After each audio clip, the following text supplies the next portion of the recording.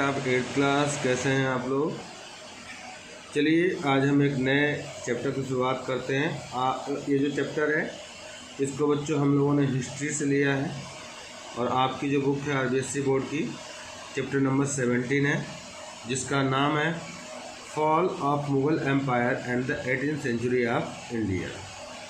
जब मुग़ल एम्पायर समाप्त हो रहा था 18वीं शताब्दी में, उससे संबंधित चैप्टर है। क्या रीजन्स था कि मुग़ल बहुत ज़्यादा कमज़ोर पड़ने शुरू हो गए थे, तो इसी चैप्टर की शुरुआत अब हम कर लेते हैं।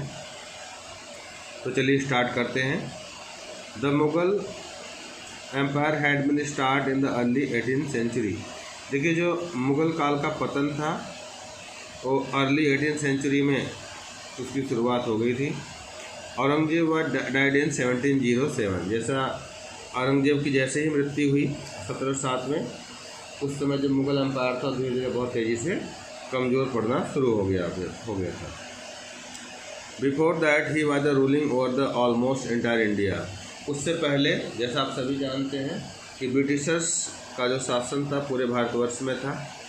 But until 1730 the Mughal got the limited. लेकिन 1730 तक देखें तो जो मुग़ल थे उनकी जो राज्य करने की शक्ति वो लिमिटेड हो गई और केवल दिल्ली के आसपास के क्षेत्रों में ही उनका शासन रह गया था। Mughal emperor Shah Alam it accept the British supremacy. जो मुग़ल एम्परर शाह आलम सेकंड थे, उन्होंने ब्रिटिश सुप्रीमेसी को एक्सेप्ट कर लिया और उनके साथ एक संधि कर ली इलाहाबाद के अंदर। The fall of Mughal empire in such a short time in the issue of contemplation. देखिए, मुग़ल एम्पायर के समाप्त होने के कुछ इश्यू हैं, कुछ कारण थे, उन्हीं के कारण ये जो समाप्त हुए हैं। Many question right the comprehends the fall of Mughal empire. बहुत सारे माइंड में क्वेश्चन आते हैं कि इतना राज्य करने के बावजूद भी जो मुग़ल थे वो कैसे फेल हो गए। Was the successor of Aurangzeb were not the capable. इसका मेन कारण ये था कि जो औरंगजेब के सक्सेसर्स थे वे उतने कैपेबल नहीं थे कि वो इतने बड़े कंट्री का जो भार है वो संभाल सके, एडमिनिस्ट्रेशन का कार्य देख सके। ये उनके सबसे बड़ा ड्रॉबैक माना गया है। Which caused the downfall entire empire. क्या कारण थे कि उनका जो शासन था वो बहुत जल्दी समाप्त हो गया इतना लंबा समय होने के बाद। अलग अलग तरह के क्वेश्चंस आपके माइंड में आते हैं, उन्हीं सभी क्वेश्चंस को आज इस चैप्टर में हम क्लियर करने का प्रयास करेंगे। In a way the disintegration of Mughal empire start before the policy regarding the religion. देखिए, मुग़ल एम्पायर धीरे धीरे तब समाप्त होना शुरू हो गई जब उन्होंने रिलीजन से संबंधित अपनी पॉलिसी को चेंज किया। Rajput and Maratha lead Aurangzeb to the path fall of his death the speedy fall of empire.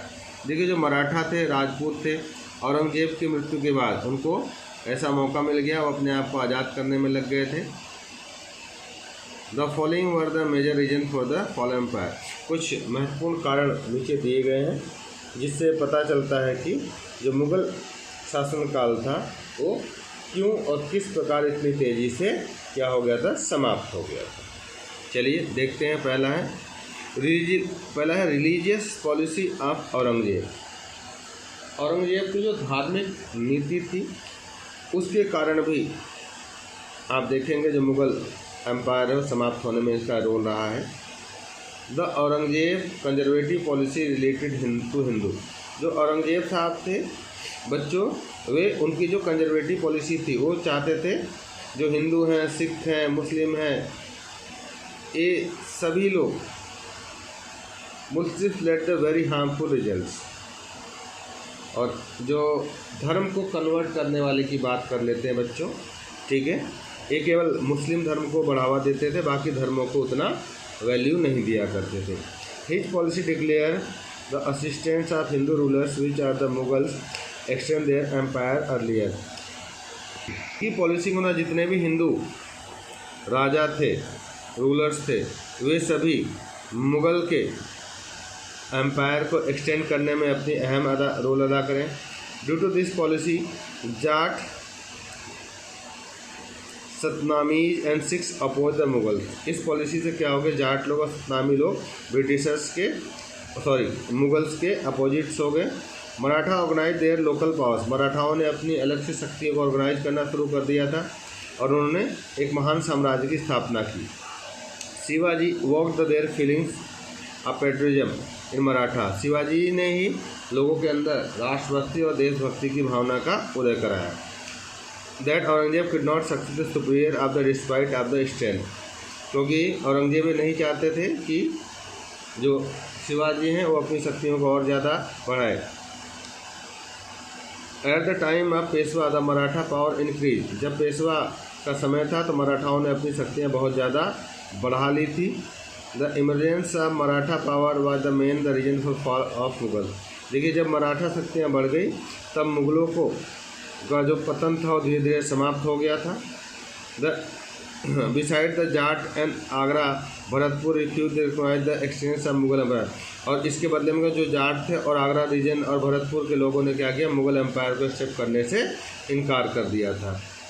In Punjab under the leadership of Banda Bahadur, अगर और वही पंजाब में जिसका लीडर बंदा बहादुर थे, सिख डिक्लेयर देमसेल्फ इंडिपेंडेंट, और सिखों ने क्या किया, इस बात की घोषणा कर दी कि वो क्या है, इंडिपेंडेंट है और किसी के अंडर में नहीं है। Mughal empire did not have the power to stop, और मुगल के पास कोई ऐसी शक्ति नहीं थी कि इस तरह की चीज़ों को रोक सके, उनके पास बहुत बड़ी सेना भी अवेलेबल उस समय नहीं थी। दीज द रिगेंट्स ऑफ रूलर्स, और इससे क्या हुआ, जो रूलर्स थे उन्होंने अपने आप को आज़ाद घोषित कर दिया। चलिए आगे देखते हैं। सेकंड पॉइंट है इनकैपेबिलिटी मुगल एम्पायर, औरंगजेब की मृत्यु के बाद ऐसा कोई भी महान रूलर राजा नहीं हुआ जो इतने बड़े साम्राज्य को संभाल सके। इसका मेन कारण सुन लीजिए। After the Aurangzeb the Mughal emperor was the luxurious and the incapable, Aurangzeb की मृत्यु के बाद कोई भी ऐसा रूलर पैदा नहीं हुआ था जो इतने बड़े उसको संभाल सके, और साथ ही सब अपनी भोग विलास में लगे रहते थे, सब लग्जरियस लाइफ जीना चाहते थे। The lecherous nature made by the inactive, वे बिल्कुल लेजी हुआ करते थे, इनएक्टिव रहते थे, जनता के कार्य में उनकी कोई भी रुचि नहीं हुआ करती थी। This degrade the bravery and the courage, और इस प्रकार से उनके अंदर ना तो शक्ति थी, न पावर थी, न बहादुरी थी, न शौर्य था। Constantly the ethical failure was the reason of their fall, और जो एथिकल फेलियर का था और धीरे धीरे उनका इनएक्टिव होना मुगल एम्पायर को समाप्त करने में अहम रोल अदा किया है।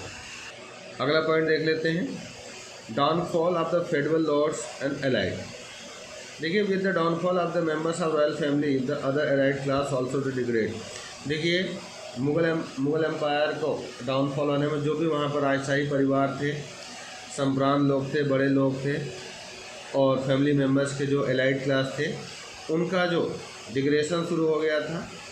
दे were leading a luxurious life, वे हमेशा लग्जरियस लाइफ जीना चाहते थे। They had form the groups of their self interest, वे इसके लिए उन्होंने क्या किया था, अपने फ़ायदे के अनुसार उन्होंने अपने अपने ग्रुप्स बना लिए थे। उनका एक दूसरे से कोई भी मतलब नहीं हुआ था और आपस में हमेशा लड़ते रहते थे। The elites had become the incapable and the characterless, जो एलाइट परिवार के लोग थे, पावरफुल लोग थे राजशाही परिवार में, वे बहुत ज़्यादा इनकैपेबल थे और साथ में कैरेक्टर लेस भी हुआ करते थे। They were not brotherhood about the kingdom, वे राज्य के प्रति उनमें कोई भी भाईचारे की भावना नहीं थी। नेक्स्ट पॉइंट है economic failure.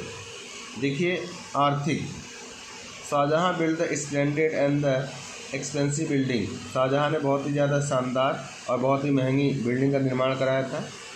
Aurangzeb the other hand was busy in the battles, और औरंगजेब युद्ध में बिजी थे। This led a weak economic condition of kingdom, इससे क्या हुआ, उनके राज्य की जो आर्थिक व्यवस्था थी बहुत ज़्यादा कमज़ोर हो गई। The remaining treasure was the looted the Ahmad Shah Abdali Nadir Shah Abdali, और बाकी जो खजाना था उसको अहमद शाह अब्दाली और नादिर शाह ने लूट लिया था। क्योंकि आप सभी जानते हैं जब उन्होंने यहाँ पे इनके खजाना को लूटा तब जो कोहिनूर डायमंड था और तख्ते ताउस था उसको भी अपने साथ लेकर के गया हूँ। The economic condition of Mughal emperor become the poor, और जो आर्थिक स्थिति थी मुगल एम्परर की बिल्कुल गरीब हो गई थी। There was no food in the royal kitchen for 3 days। और स्थिति इतनी बुरी हो गई थी कि जो राजशाही किचन हुआ करते थे उनके पास 3 दिन के लिए भी भोजन नहीं था। When the princes was not able to cope with the situation, और उनके जो राजकुमार थे वे इस सिचुएशन को नहीं समझ पाए। They come out of their the purdah and become the relevance, और वो पर्दे से बाहर आई और उन्होंने विद्रोह करना शुरू कर दिया। After many efforts they were made the agreed the bag their the सिलग्रियो, और बहुत प्रयास करने के बाद ही ये लोग वापस अपने पोजीशन पर गए। This incident occurred in the 1755, ये जो घटना है 1755 की है। Due to lack of peace and the insecurity their business was the constantly fall down. देखिए बहुत सारी चीज़ें थी, शांति की कमी थी, कॉन्स्टिट्यूशनली बिजनेस बहुत तेज़ी से डाउन हो रहे थे। It made the adverse effect on the state revenue, और जो स्टेट से रेवेन्यू कलेक्शन था उसमें भी बहुत ज़्यादा अंतर देखने को मिल रहा था। Due to the Dastak system economic condition was the kingdom become the worst, और जो रेवेन्यू कलेक्शन का दस्तक सिस्टम था उसने वहाँ की आर्थिक गतिविधियों को बिल्कुल ही नष्ट कर दिया था। These things were the unethically use by the east India company, ये सभी चीज़ें ईस्ट इंडिया कंपनी ने बाद में यूज किया था। Which push the Mughal empire to are the downfall, ये सब रीजन्स थे जिससे मुगलों का पतन हुआ था। Lack of the succession policy, देखिए the Mughal empire did not have any specific rules regarding the succession, मुगलों के पास कोई भी ऐसी सक्सेशन पॉलिसी नहीं थी जिससे कि एक राजा के बाद दूसरा राजा बने, ऐसा कोई भी उन्होंने कोई पॉलिसी नहीं बना रखी थी। There was no such the prescribe rule after the death of the king, कोई भी ऐसा नियम कायदे कानून नहीं बना था ये कि यदि कोई राजा की मृत्यु हो जाती तो उसके बाद कौन राज्य का कार्यभार संभालेगा। ऐसा माना जाता था कि जो एल्डर सन है वही उसका सक्सेसर बनेगा। This was the decide the all basis of power which the badly affected of kingdom, ये सभी चीज़ें इस बात को डिसाइड करती हैं और इसका जो बहुत ज़्यादा बुरा प्रभाव उनके किंगडम पे पड़ा। Outer attacks, due to the weak condition of Mughal, क्योंकि मुगलों की स्थिति बहुत ज़्यादा ख़राब हो गई थी, जो आउटसाइडर्स थे उन्होंने हमला करना शुरू कर दिया। इनमें सबसे पहला नाम अहमद शाह अब्दाली आता है, नादिर शाह का आता है, इनका बहुत ज़्यादा इफेक्ट रहा है किंगडम के ऊपर। This weak in the military power, और क्योंकि मुगलों के पास जो मिलिट्री पावर थी बहुत ज़्यादा कमज़ोर हो गई थी। The head provinces also took the advantage of the situation become the independence, देखिए बहुत सारे ऐसे वहाँ पर प्रोविंसेस थे उन्होंने इसका फ़ायदा उठाया और अपने आप को क्या किया, घोषणा कर दी कि अब वो इंडिपेंडेंट है, मुगलों का उन पर कोई भी अधिकार नहीं है। तो चलिए बच्चों आज के लिए इतना ही, कल फिर आप देखते हैं लैक ऑफ नेशनैलिटी को एक्सप्लेन करेंगे। चलिए ओके बाय। आज आपको चैप्टर नंबर 6 और 5 के क्वेश्चन आंसर्स भी मिलेंगे, उनको भी आप लोगों को करना है।